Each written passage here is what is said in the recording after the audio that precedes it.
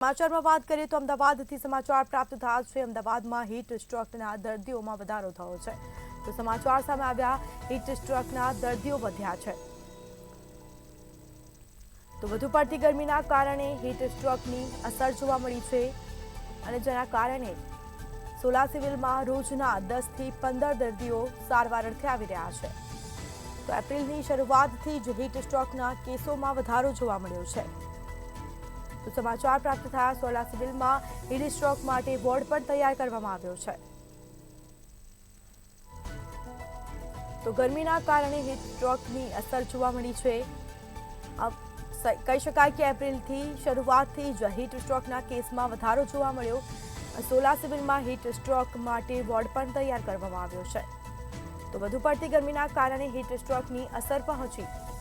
અમદાવાદમાં હીટ સ્ટ્રોકના દર્દીઓ વધ્યા। વધુ પડતી ગરમીના કારણે હીટ સ્ટ્રોકની અસર જોવા મળી છે। તો સોલા સિવિલમાં રોજના 10 થી 15 દર્દીઓ આવી રહ્યા છે। એપ્રિલની શરૂઆતથી હીટ સ્ટ્રોકના કેસમાં વધારો થયો।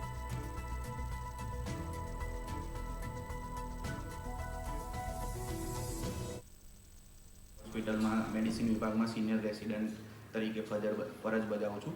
આજે અહીંયા હીટ સ્ટ્રોક વિશે માહિતી આપવા માટે આવ્યો છું।